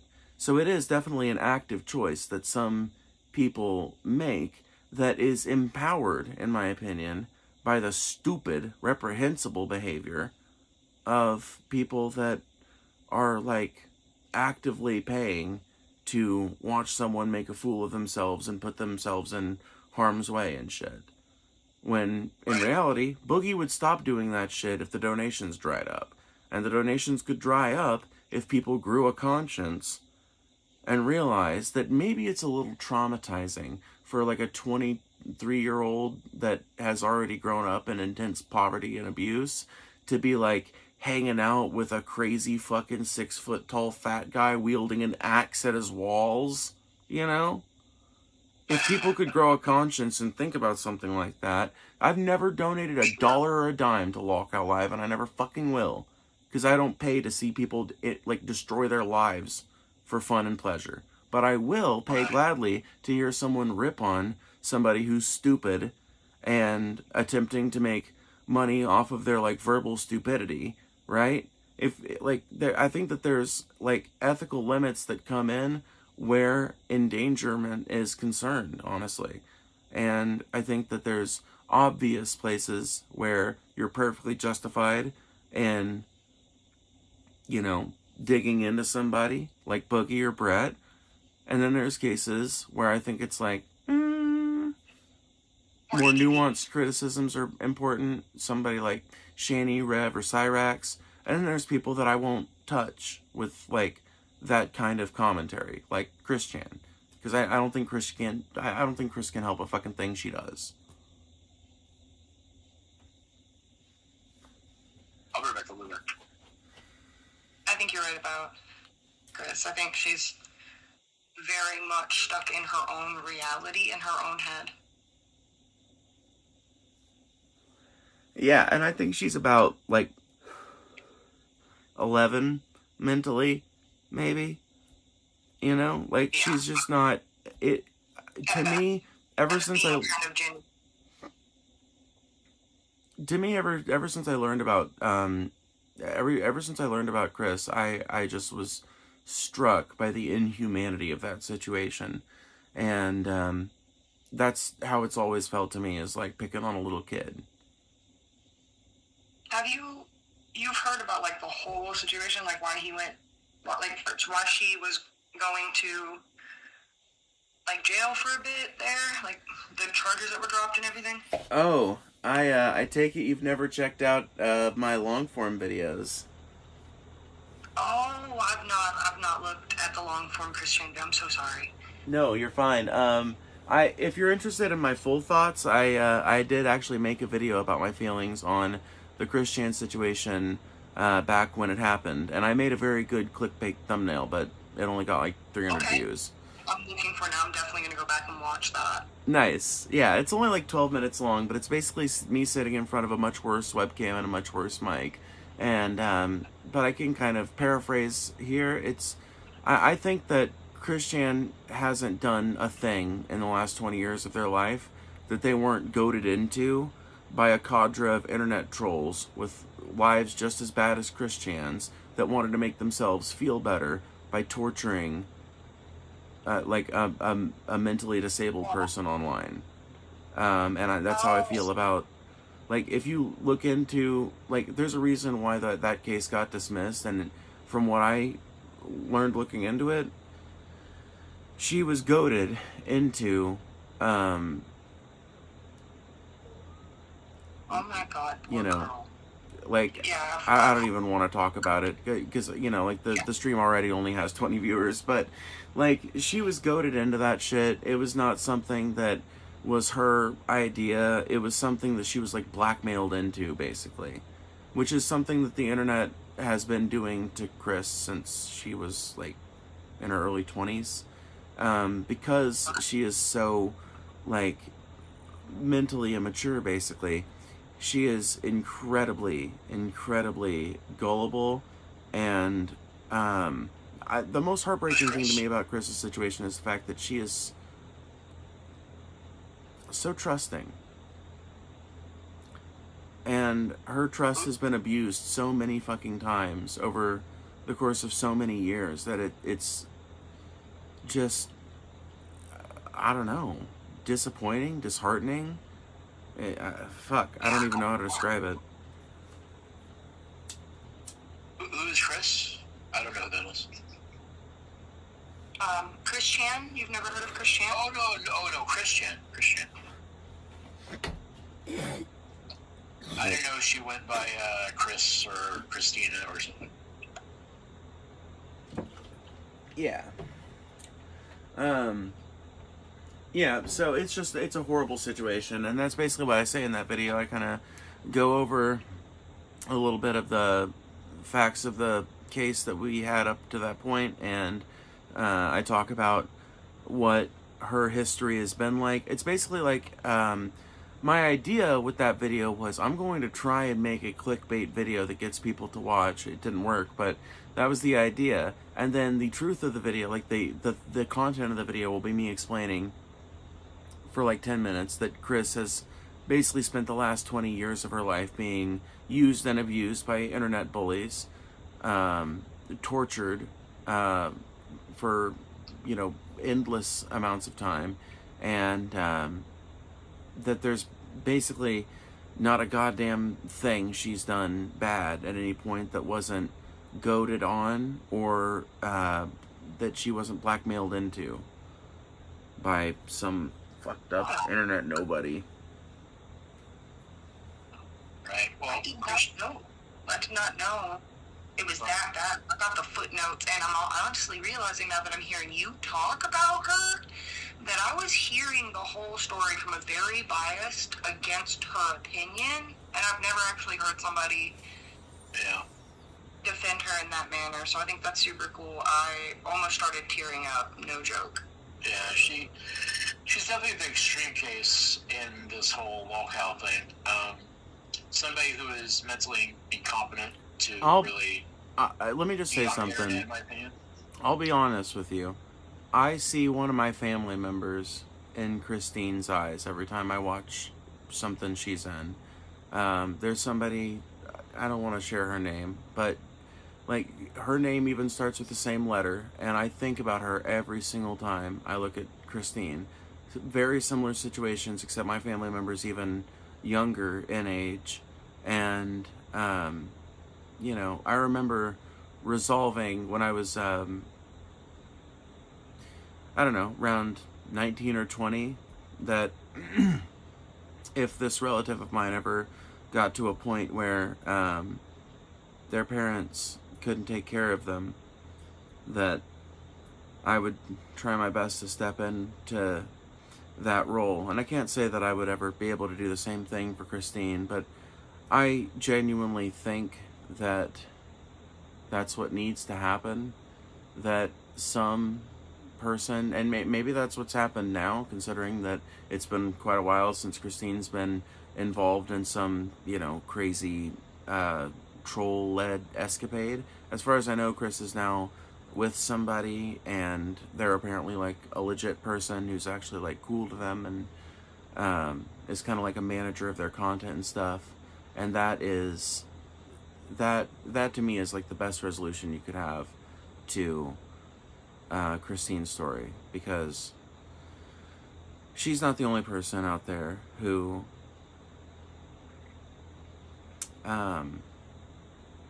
never really got to have like a decent, full chance at a completely fulfilling life. And it drives me absolutely insane, drives me absolutely mad that that is how someone like that is treated whenever they are presented to the internet. It is depraved. It is tear-jerking. It is something to be despised. And the people who perpetrate this kind of collectivized social murder should be looked down upon, judged harshly for their misconduct, for their hatred of humanity. You have to really hate humanity to look at a person like Christian and be like, yep, this is the person I'm gonna pick on. You have to be a complete motherfucker. Like, I blame a lot of people, but especially that one girl that would constantly, like, trick Chris into thinking that, you know, she had a girlfriend, which is kind of crazy. That is disgusting. It's also depraved. Yeah. I don't know how people can do shit like that and look at themselves in the mirror, and get up every day and engage with their family, kiss their mom on the cheek as if they're not a monster. Scum. And also, like, I'm pretty sure it was like a made-up bullshit lie that Chris sexually assaulted her mother. Pretty sure, right? She came very close to being blackmailed into doing it, but was stopped, basically. Bullshit. It was bullshit. It was not something she wanted to do. It was not her idea. It was something she was, like, getting blackmailed into attempting by this cadre of internet weirdos who've been torturing her for the last 20 years. Every single one of those people, for the record, should be arrested and thrown in prison for 20 years. I'm not even a person who likes the idea of prison, but every single one. And in fact, You know what? I don't even. I reserve this kind of vitriol for a special kind of monster, but I'm just going to say it. I'd be perfectly happy to see them locked up down in Parchman. Motherfuckers. It is disgusting to me. It makes me want to tear up when I think about the kind of utter depravity and lack of a soul that it takes to bully someone like Christine. Right. Makes I me don't want to know if vomit. it's possible, but do you think it's possible to track those people down? Yes, the FBI could have tracked them down. Fucking, yes, these people are just as stupid as fucking anybody else on the internet. Any one of these jackoffs would fall for a fucking phishing scam. The FBI just can't be fucked to engage with something like this. Because technically, Yeah, but not. what law are they breaking? Maybe in the specific instance of the thing with Taking Christian's advantage of a mom, mentally specific disabled law. person? Right. I just don't, like, yes, could it happen? Yes. Why hasn't it happened? I don't know. Either they are somehow, like, skirting around, like, the letter of the law, or, somehow not actually breaking it, or what I think is more likely, because I think you're right, they probably are breaking the law in a number of ways. The FBI just doesn't give a fuck to enforce laws when it comes to average people getting fucked with. I thought maybe the state would look into it after they arrested her, and also, after they released her. That's the thing. The It's state because, probably looked into it. The state, I assume. The state probably looked into it, but states have very limited resources. Like, that's the thing. That's why the FBI needs to be the one doing investigations like this. That's why I went to them. I know the state has an investigative apparatus, but the state has to, like, whenever there's an investigation that crosses state lines, the state already has to ask the feds for help in tracking down people and figuring out where people are, what they're doing, and like it just makes more sense for the FBI to do an investigation like that to try and track those people down and, yes, like, justly punish them for torturing a mentally disabled person for the last 20 years. The problem is they don't want to be, they can't be fucked to deal with some, like, issue that's just affecting some regular person. Not just that, this administration would never help anybody. So. Yeah, well, there have been 2 Democrats in office while Christian's been getting tortured, and neither of them have done a goddamn thing about it either, so. Yeah, I agree. Yeah. I don't think the government can do anything about it. Like, federally, they could do something about it, but, like, state-wise, I don't think the state could do anything about it other than force her to go through therapy, where the therapy would highly suggest her to stay away from the internet. And that's, sadly, it's like the victim gets blamed in that case, Well, that's why I advocate for locking up because there's, like, a central group of trolls, like 20 people, that are mainly responsible for most of the destruction that's gone on in Christine's life. And I think that those people probably could be prosecuted federally for probably a number of charges. Misuse of computer equipment, unlawful use of computer equipment, I should say. Like the WikiLeaks people. Huh? Like the WikiLeaks people, like the people that all get together and purposefully dox locales and stuff. Exactly. The same. Those people definitely be found. Huh? Sorry, I was ad-libbing to what I said. I said those people could definitely be found out. You go to active forums that you're active in every single day. You could be found. Oh yeah. Well, that's because, like, everybody thinks they're, like, little Mr. Anonymous Bastard, but most people are not, Most people are just, like, average people fucking around on the internet, and so they'll click a phishing email. You guys know since I started doing YouTube, I've gotten 5 different phishing emails from people trying to steal my account. I recognized every single one of them. Because as a Zoomer, I hardly use email anyway. Pretty much the only time I'm gonna open an email is if I know I'm supposed to be receiving it and it looks familiar. Otherwise, I'm probably not even gonna click that bitch. I looked into my spam folder the other day for, my main email, like the business email or whatever, basically. And I was like, oh shit, look at this. People trying to scam me, steal my account and shit. Look at that. Damn it. Ugh. Sorry. I'm digesting and I just had like that. I burped and I know that's gross, but you know, like sometimes when that like adjusts some stuff in your belly and then like a little bit of it comes up. Ugh. Yeah. Oh no. Okay, I'm good. I'm fine. It's all good. Yeah, what were we talking about? Anybody? How weakness. You guys talked at the exact same time. Yeah, I'll let you go, Matt. Sorry, Matt. Oh, I just said weakness. Oh.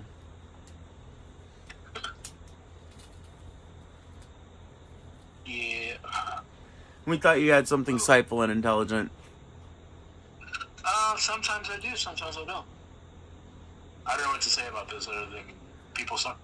Yeah, I mean, for me, it's like, it's a combination of people sucking, and other things. You know, I don't feel like I've read enough theory to proudly and unequivocally call myself like a historical materialist or whatever. But I do feel like from what I understand of the philosophy, it kind of matches the framework with which I examine things the most. And looking at this phenomenon through that framework, it seems pretty clear, pretty cut and dry to me that it is motivated on the one hand by the fact that there are reward structures, incentives, in other words, for people that want to like make themselves, you know, complete totems of desperation on the internet. And there are also perverse incentives operating on the part of the audience where like you can feel better about your own life, right, by just watching the content of these people. And I think that you're never really going to get rid of that. That's always going to be an element of human media consumption. But there's also the idea that you can have a part in making someone else have an even worse time, or you can have a part in making someone else have the worst night of their life, right? And that, I think, is not something I would want to see us, like, I don't think that most of those instances could be or should be resolved with the FBI or government interference on the part of, like, shutting down those people or shutting down those audiences. I think it needs to be a matter of, I don't know, it always feels cliche to say something like this, but it's just, sometimes I feel like it's the answer. It's one of the same things I say about guns. We need to, like, start talking about what this content means, what the proliferation of it indicates about our society, and what the moral culpability of people who engage directly in the continuation of someone's downfall may be. Because I don't know that it's something we can solve with government interference, but I also know it's not something that we can just allow to persist. I think there's also another side of this coin that we're forgetting to flip over and look at. It's not just the people, like, the lolcow themselves, the streamer themselves, is not just benefiting from the negative, right? It's not just the people wanting to see their lives be worse, wanting to see their night get worse. There's also that whole section of people who come into one of their streams for the first time, see that they're getting shit on, see that they're already having a bad time, see that people are trying to make their bad time even worse, and then they try to make it better. It's the other side of the coin where people are trying to make it better but accidentally enabling this behavior as well. Yeah, that's actually, I agree. yeah, I think I agree with that, yeah.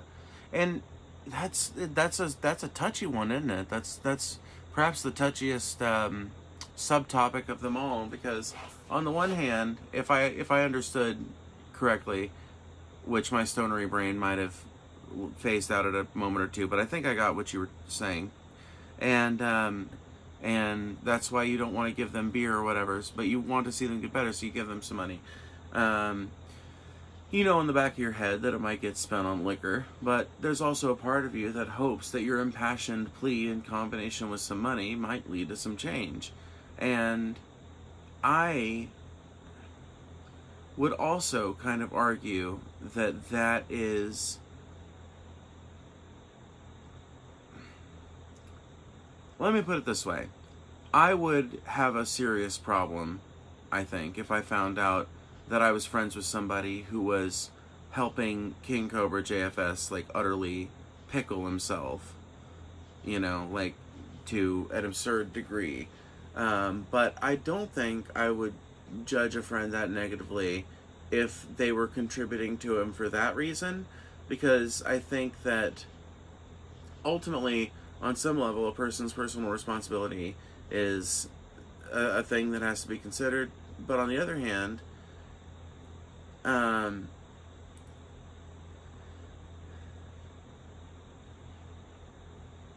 sometimes people do choose to get better. And I think that's what makes it kind of hairy, right? I've had the same argument with Paul Zigo, and variations of this argument with Paul Zigo about homeless people. Because I used to live in a minivan, and I would busk and sing for a living, sometimes in more auspicious places like downtown kind of boulevards and stuff, and other times just in front of a Walmart somewhere. And I always had like a pretty honest kind of approach to it. If I was in a weed legal state, I would usually fly out of gas until I got enough gas in the van to like get around and get to the next town or whatever. And then if I was staying for a while, I would fly in need of weed. And I had one sign, and I would just flip it around depending on which thing I was after more. And the main thing that I felt like I was doing was like that, like, it's kind of like a weird anachronistic public service. I looked at myself as almost like a medieval bard, playing music for a usually quite supportive and appreciative public.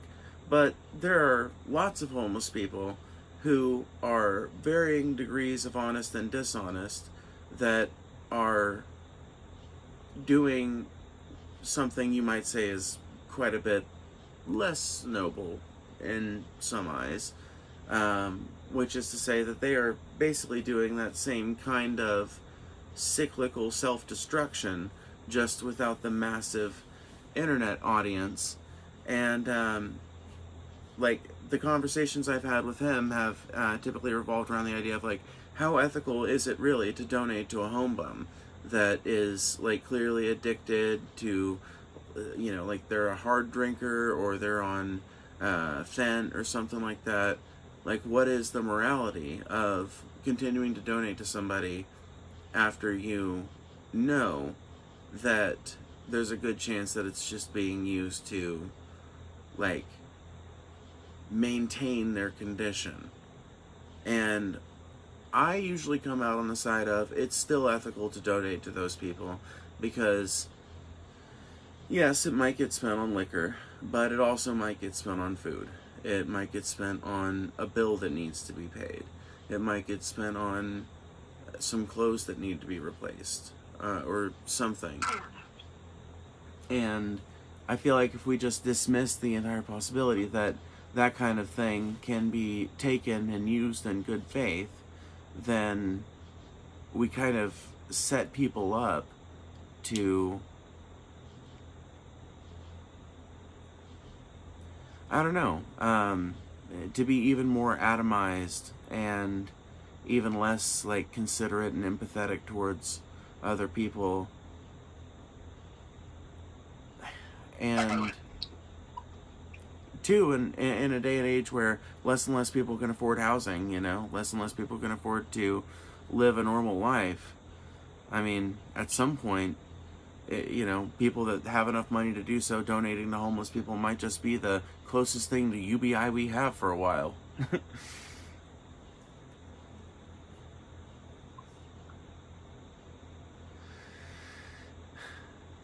I think I'm gonna restart the stream.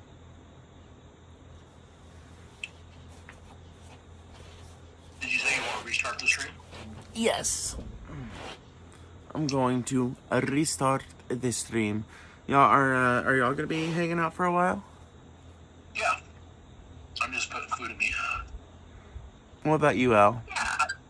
I'll probably be here for a little bit longer. Alrighty.